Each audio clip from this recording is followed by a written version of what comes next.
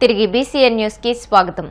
పేదల బియ్యాన్ని పక్కదారి పట్టించిన వైసీపీ మాజీ మంత్రి పేర్ని నానిపై చర్యలు తీసుకోవాలని టీడీపీ రాష్ట్ర ప్రధాన కార్యదర్శి బుద్ధా వెంకన్న వ్యాఖ్యానించారు.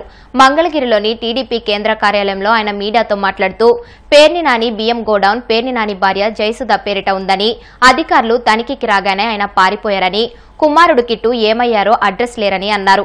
గోడౌన్లను ప్రభుత్వానికే అద్దెకిచ్చి ప్రభుత్వ బియ్యాన్ని కాజేయడం దుర్మార్గమని అన్నారు. తప్పు చేసిన వారికి త్వరలోనే శిక్ష పడాలన్నారు.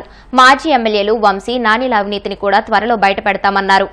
పేదల బియ్యాన్ని పందికొక్కులాగా తిన్నటువంటి పేర్ని నానిని ఉరితీయాలి.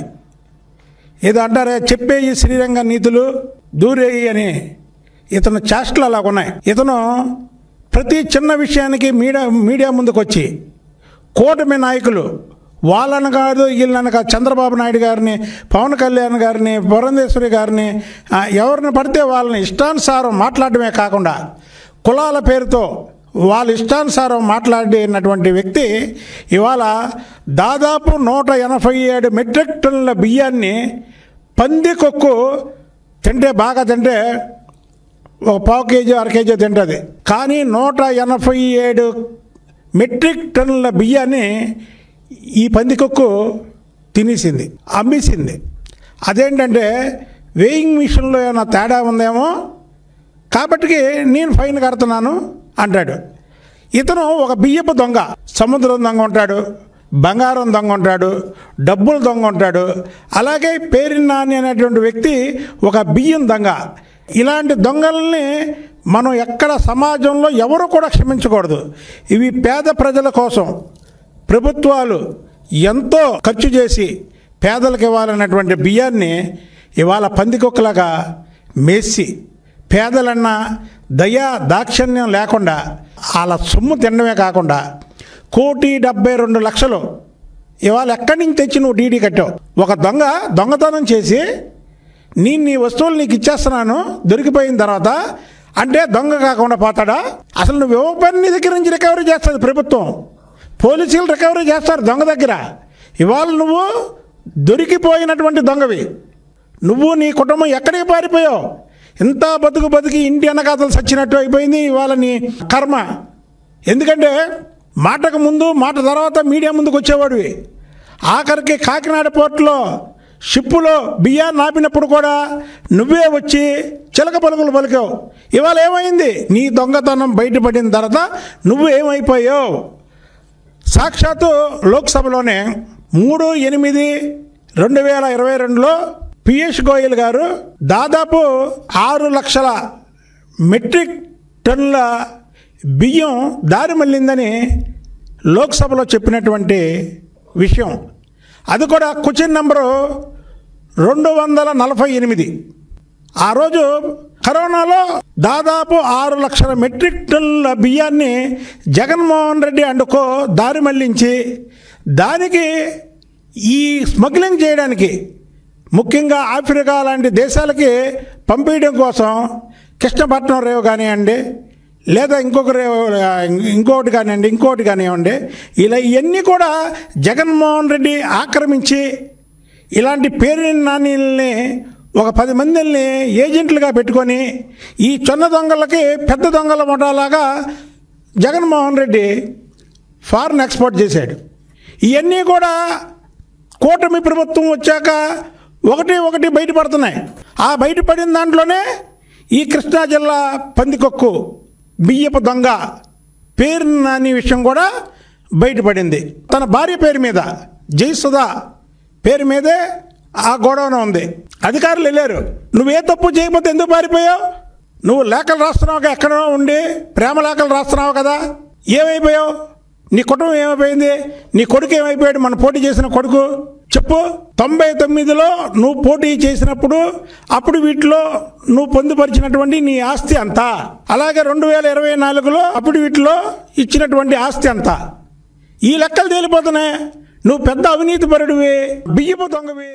రేవతి కుటుంబాన్ని సినిమా వాళ్లు పరామర్శించట్లేదంటూ విమర్శలు వస్తున్న నేపథ్యంలో నటుడు జగపతి బాబు స్పందించారు.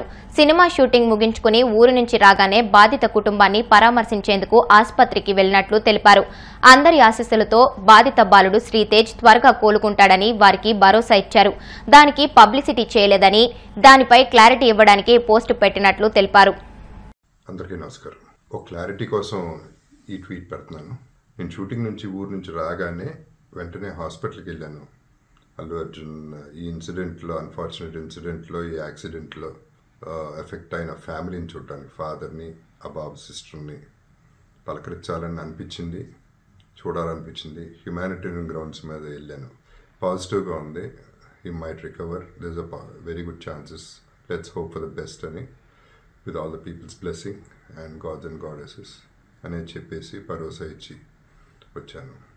I wanted to go and అందరికంటే ఎక్కువ ఎఫెక్ట్ అయింది ఆ ఫ్యామిలీ కాబట్టి ఆ ఫ్యామిలీకి సపోర్ట్ ఇద్దాం అనే మై ఎక్స్టెంట్ సపోర్ట్. పబ్లిసిటీ చేయలేదు కాబట్టి, ఎవరికి తెలియలేదు కాబట్టి ఈ మాట వచ్చింది.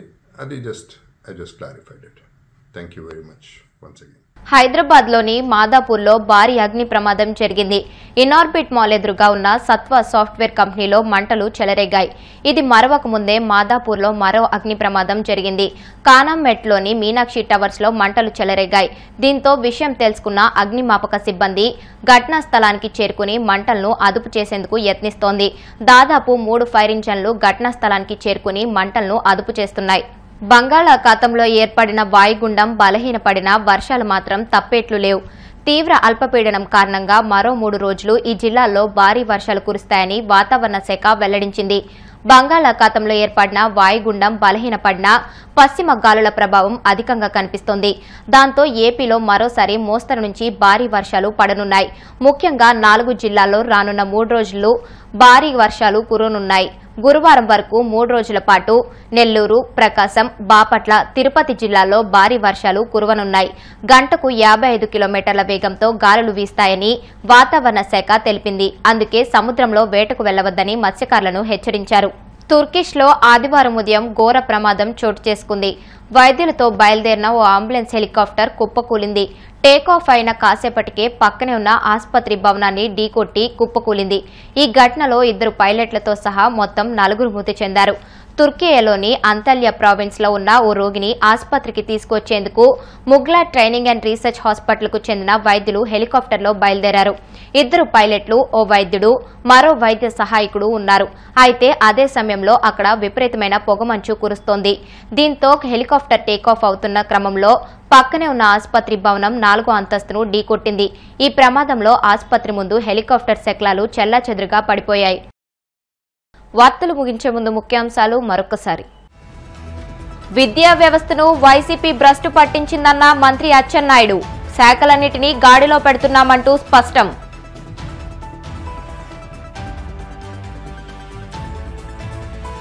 అల్లు అర్జున్ కు బాసటగా నిలిచిన కేంద్ర మంత్రి బండి సంజయ్. అల్లు అర్జున్ వ్యక్తిత్వాన్ని హననం చేస్తున్నారంటూ సీఎం రేవంత్ పై ఫైర్.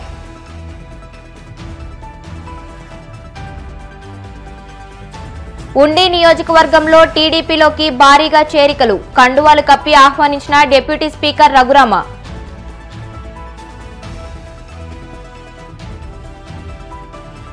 ఇరవై 27న రాష్ట్ర వ్యాప్తంగా వైసీపీ పోరుబాట. పోస్టర్ను తాడేపల్లిలో ఆవిష్కరించిన వైసీపీ నాయకులు.